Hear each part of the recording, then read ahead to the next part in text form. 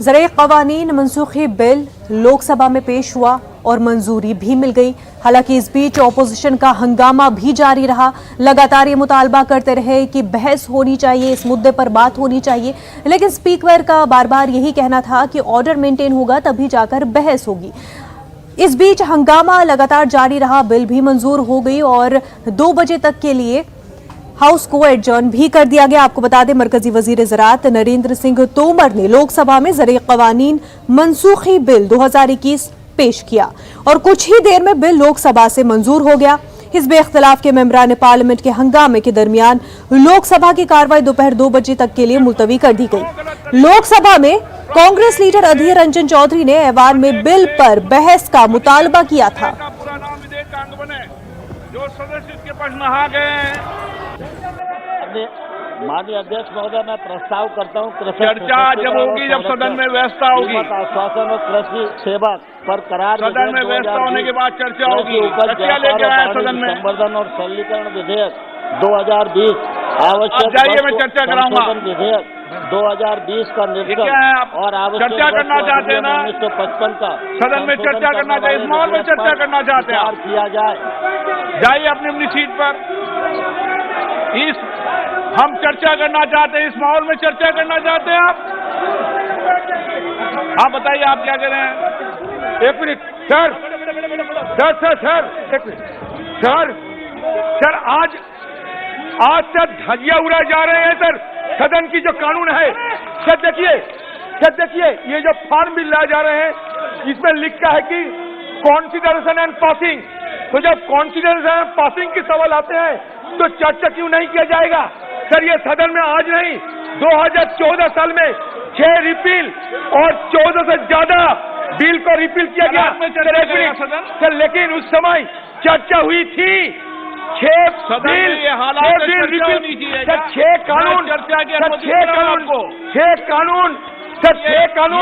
Repeal किया गया था, फिर भी उस समय चर्चा हुई थी सर। एक बात सर, छोटी सी निवेदन है सर, हमारे बैठिए।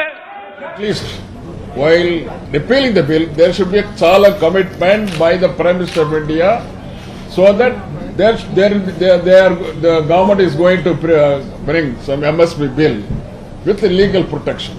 That is what we requested. At that time, the Parliament Affairs Minister agreed, but here they are not agreeable. Even the Speaker has just chosen to bulldoze a bill.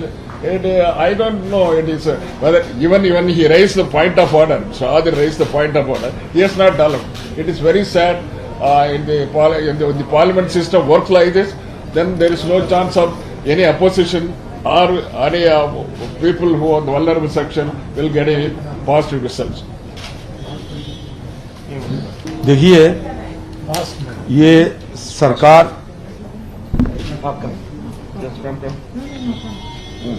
सरकार हमारे ऊपर, मतलब सत्तारूढ़ पार्टी हम पे ये इल्जाम लगाते हैं कि हम सदन चलने नहीं देते। लेकिन आज जब हम सरकार की ये 3 कृषि कानूनों को पारित करने में मदद के सारे हाथ सरकार की तरफ हम देने की प्रस्ताव रखा और साथ में हम ये मांगा कि ये फार्म बिल पे, कृषि कानून पे जो वापसी ले रहा है, इसमें हमें भी विपक्ष की लोगों को कुछ बोलने का मौका दीजिए। हमारा मांग सुबह हम रखे हैं कि मिनिमम सपोर्ट प्राइस कानूनी कवच के साथ, मतलब लीगल गारंटी के साथ, एक स्टैट्यूटरी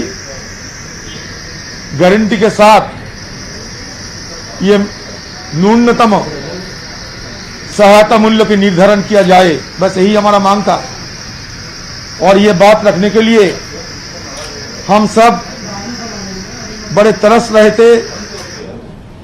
सदन के अंदर ये बात रखने के लिए हम लोग मन बनाया था सारे विपक्ष लोगों ने, और उसके साथ साथ हमारी तरफ से किसानों के खिलाफ 127 फर्जी केस और 35,000 किसानों को ये फर्जी केस में जब फंसाया गया था, इससे मुक्ति दिलाने की मांग भी कर रहे थे हम लोग। और जो 700 से ज्यादा किसानों की मौत हुई आंदोलन की चलते, उनको आर्थिक मुआवजा सरकार दे। और साथ साथ लखीमपुर खेरी में जो घटना घटी, जो भयंकर घटना घटी, जिसमें हमारे मंत्री के सुपुत्र गाड़ी के नीचे रौंद के कुचल के किसानों को हत्या करने का जो नजारा हम देखे हैं, ये सारे मुद्दा पेश करने के लिए और सरकार को ध्यान आकर्षण करने के लिए विपक्ष ने सरकार से ये मांग किया था कि कम से कम हमें बोलने का, सदन में चर्चा करने का मौका दिया जाना चाहिए। लेकिन आज अजीब सा चीज देखा कि सदन के सारे गरिमाओं को धजिया उड़ाते हुए बिल लाया गया, बिना चर्चा पास भी कराया गया। हमारे मांग था चर्चा कराओ, सरकार कह रहे हैं चर्चा नहीं होंगी। पिछले, मैं सरकार को याद दिलाना चाहते हैं, 2014 से लेकर ये सरकार 6 रिपील और अमेंडमेंट 6 बिल लाए हैं और इसमें 1429 ये कानूनों को ऑब्सोलेट बताते हुए, ये पुरानी बताते हुए सारे को वापस ही ले लिया गया, रिपील कर दिया गया। तो रिपील की मसला आज नहीं, जब से सदन है रिपील तब से चलते हैं। लेकिन ऐसा कभी हम नहीं देखा कि रिपील के समय बिना चर्चा रिपील होते हैं। सरकार को इतना डर क्यों है मुझे पता नहीं। हम तो और कुछ नहीं, हम चर्चा मांगा था। बिल पे देखिए क्या लिखा है, bills for consideration and passing, मतलब चर्चा होंगे।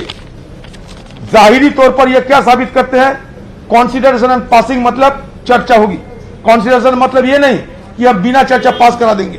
तो कॉन्सिडरेशन और पासिंग की बात तो रखते हैं, और सदन के अंदर जब समय होते हैं तो सब बिल छोड़ के ये बिना चर्चा जबरदस्ती पास करा लेते हैं। मतलब विपक्ष को कुछ बोलने का मौका ही नहीं देते। आज बीएससी की मीटिंग भी बुलाई थी, उस समय भी हम लोग मांग रखा था कि फार्म लॉ पे हमें समय दिया जाए। उस समय भी सरकार हमें समय के बारे में कुछ सूचित नहीं किया।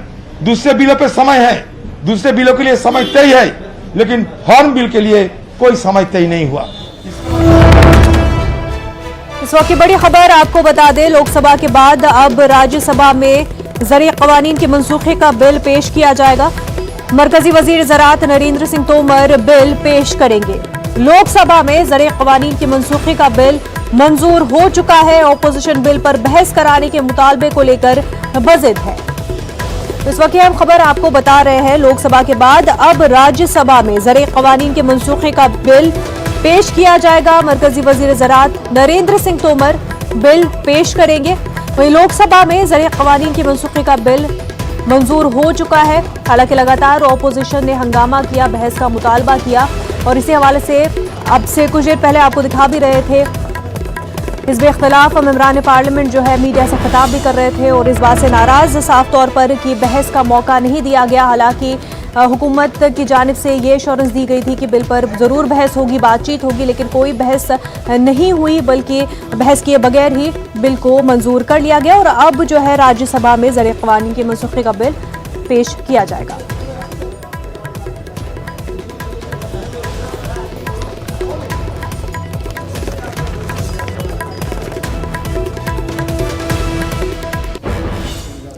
लोकसभा में ज़रिए क़वानीन मनसूखी बिल 2021 की मंजूरी के बाद किसान लीडर राकेश टिकैत ने कहा कि किसानों का एहतजाज जारी रहेगा, आंदोलन जो है लगातार जारी रहेगा जब तक कि दीगर मुतालबा जो है वो भी मान लिए नहीं जाते। ये काफ़ी नहीं है कि बिल को मंजूरी मिल गई है, रिपील हो गया है, इसके अलावा भी कई मांगे हैं और ये सिर्फ पहला स्टेप है जो गवर्नमेंट ने पूरा किया है। वहीं उन्होंने एमएसपी पर कानून साजी का मुतालबा किया। उन्होंने कहा कि एहतजाज के दौरान 700 किसान फौत हुए हैं। क्या कुछ कहा उन्होंने, आइए सुनते हैं। सुप्रीम कोर्ट ने कहा ये बिल करा, सुप्रीम कोर्ट ने तो ये कह दिया था भाई किसान और सरकार अपने आप कर लेगी, तो हुआ ना पार्लियामेंट। बीमारी थी उसका, बीमारी कट गई। आज का जश्न मनेगा कि हाँ, 750 लोग शहीद हो गए, हमारे जश्न मनाएंगे हम। 750 लोग जिसका मर जाओ जश्न मनाता है, उनका तो धन्यवाद है। ये पूरी जो वो जाएगा उन्हीं परिवारों को जाएगा। इन्हें आज एक काम तो कर लेने दो, आज के दिन के उजाले में ये कानून लग रहा है वापसी होने से हो जाए तो कल से फिर दूसरी बात बता देंगे।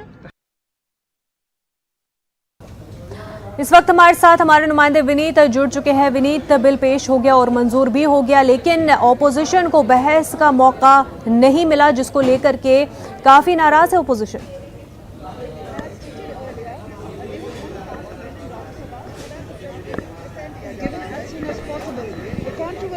Right behind the government. However, the opposition is now trying. Vineet, आप तक हमारी आवाज पहुंच पा रही है? तो आपको बता दें कि लोकसभा में बिल पेश हो गया है और मंजूर भी हो चुका है। विनीत हमारे साथ जुड़ चुके हैं। विनीत, बिल तो पेश हो गया, हालांकि काफी हंगामा हुआ और मुतालबा यही लगातार कि बहस होनी चाहिए, पर बहस का मौका नहीं मिला।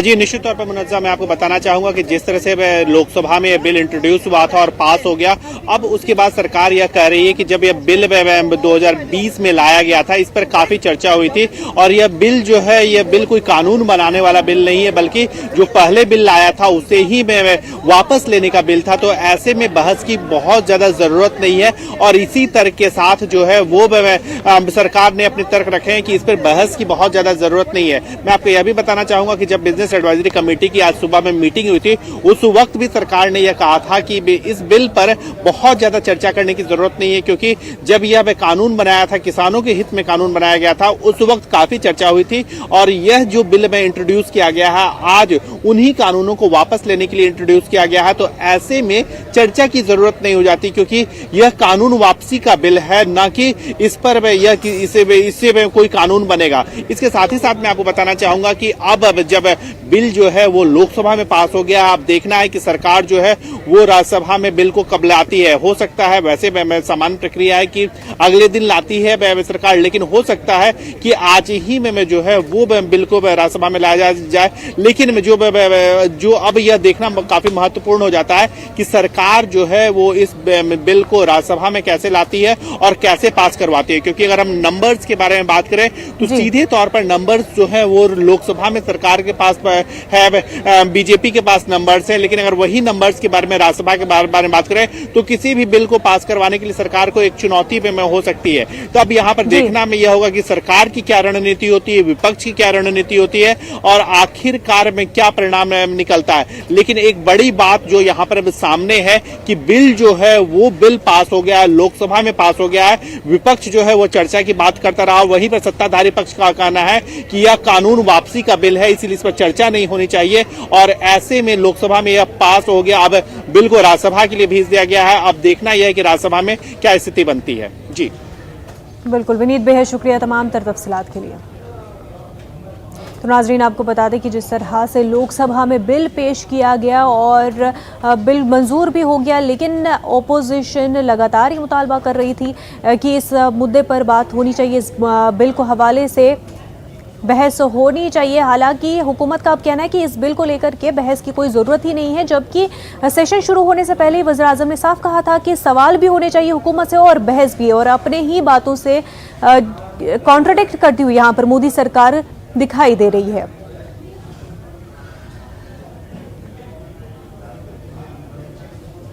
आगे बढ़ते हैं, आपको बता दें कोरोना से हुई अमवात के मुआवजे के मामले में सुप्रीम कोर्ट में समाअत हुई।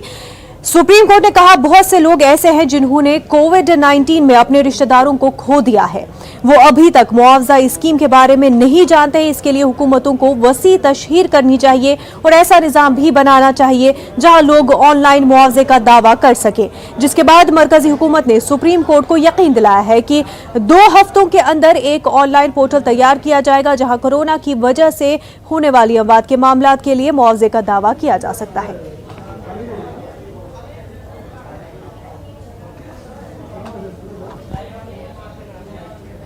सुशील हमारे साथ इस वक्त जुड़ चुके हैं। सुशील, कोविड अमवात के हवाले से समाअत हुई, क्या कुछ इस समाअत में कहा गया?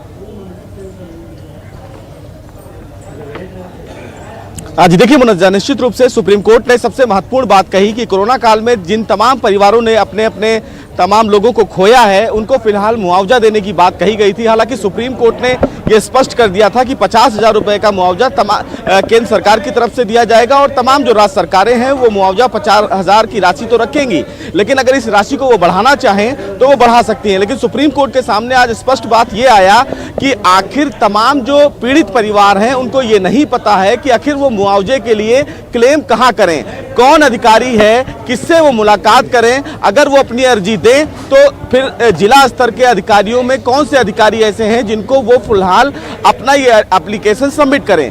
केंद्र सरकार की तरफ से आज सुप्रीम कोर्ट में ये जानकारी दी गई है कि कोरोना से तमाम जो पीड़ित परिवार हैं जो मुआवजे के लिए इच्छुक हैं उनके लिए एक पोर्टल जो है वो 2 हफ्ते के भीतर इंट्रोड्यूस कर दिया जाएगा और तमाम जो पीड़ित परिवार हैं वो उस पोर्टल के द्वारा अपने अपने जो क्लेम हैं वो सैंक्शन कर सकते हैं। सबसे महत्वपूर्ण बात सुप्रीम कोर्ट ने ये कहा कि हमारा जो आदेश है उस आदेश के बावजूद भी तमाम राज्य सरकारें हैं, चाहे वो हरियाणा हो, गुजरात हो, तमिलनाडु हो, केरल हो, इन तमाम राज्यों ने अभी तक कुछ भी कार्रवाई नहीं की है और इसीलिए सुप्रीम कोर्ट ने कहा है कि तमाम राज्य सरकारों को इस पूरे मामले में संवेदनहीन होने की आवश्यकता नहीं है, जबकि तमाम लोगों के साथ खड़े होने की जरूरत है और तमाम राज्य सरकारें इस दिशा में काम करें। हालांकि केंद्र सरकार की तरफ से तुषार मेहता जो सॉलिसिटर जनरल हैं उन्होंने कोर्ट में आश्वासन दिया है कि 2 हफ्ते के भीतर ऑनलाइन पोर्टल जो है वो इंट्रोड्यूस कर दिया जाएगा ताकि तमाम जो लोग हैं जिनको मुआवजा चाहिए वो उस पोर्टल के द्वारा अपनी आपत्तियां दर्ज करा सकते हैं। अब देखना बेहद अहम होगा कि जब 2 हफ्ते के बाद सुप्रीम कोर्ट दोबारा इस पूरे मामले की सुनवाई करेगा तो केंद्र सरकार की तरफ से जो आश्वासन दिया गया है उस आश्वासन को लेकर तमाम राज्य सरकारें कितनी तेजी से काम करती हैं। जी बिल्कुल सुशील, बेहद शुक्रिया तमाम तफसीलात के लिए। आज एक छोटा सा ब्रेक लेंगे, जल्द होंगे हाजिर।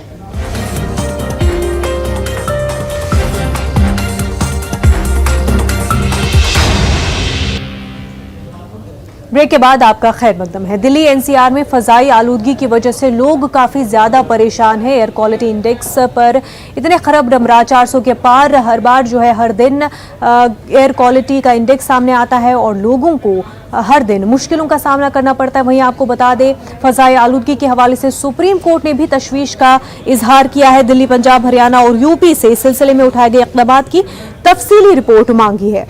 अब मामले पर 2 सितंबर को अगली समाअत होगी। इससे कबल भी सुप्रीम कोर्ट की जानिब से सख्त रवैया अपनाने के बाद दिल्ली एनसीआर में आलूदगी को कम करने के इक़दामात पर कई फैसले लिए गए थे। 3 जजों की बेंच इस मामले की समाअत कर रही है। बेंच में CJI NV Ramana, justice DY Chandrachud और जस्टिस सूर्यकांत शामिल हैं।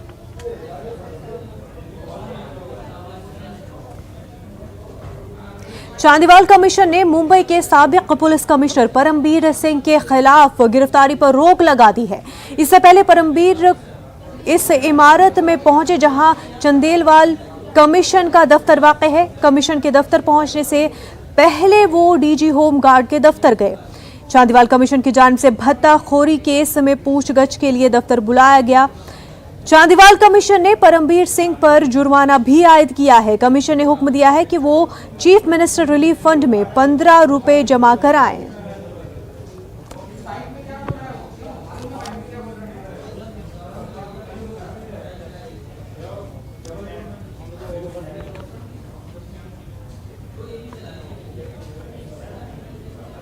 भिवंडी में शादी हॉल में आतिशज़दगी का वाकया पेश आया है। आपको बता दें भिवंडी के खंडूपाड़ा इलाके में अंसारी शादी हॉल में यकायक आग के शोले उठने लगे। इत्तेफाक से जिस वक्त ये वाकया पेश आया उस वक्त यहाँ शादी की तकरीब चल रही थी और लोग हॉल में मौजूद थे। ओपन हॉल होने के सबब ज्यादा नुकसान नहीं हुआ, लेकिन यहाँ पार्किंग में खड़ी तकरीबन 12 मोटरसाइकिलें जलकर खाक हो गई है। आग लगने का सबब शादी में आतिशबाजी बताया जा रहा है। भिवंडी फायर ब्रिगेड अमले ने आग पर काबू पा लिया है।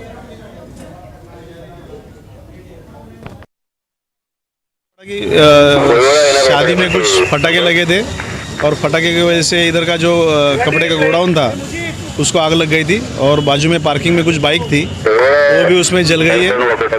और अभी मेरठ में आतिशबाजी का दर्दनाक हादसा पेश आया है जिसमें 2 मासूम बच्चियों की जलने से मौत हो गई है।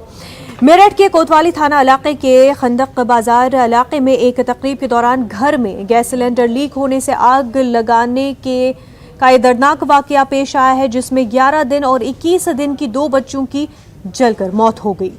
मकामी लोगों और पुलिस के मुताबिक गैस सिलेंडर में रिसाव से आग लगाने के बाद घर के सभी लोग और मेहमान बाहर निकल आए, लेकिन इन दोनों बच्चियों को निकालना भूल गए और आग की लपटों में घिर कर जलने से दोनों बच्चियां हलाक हो गई।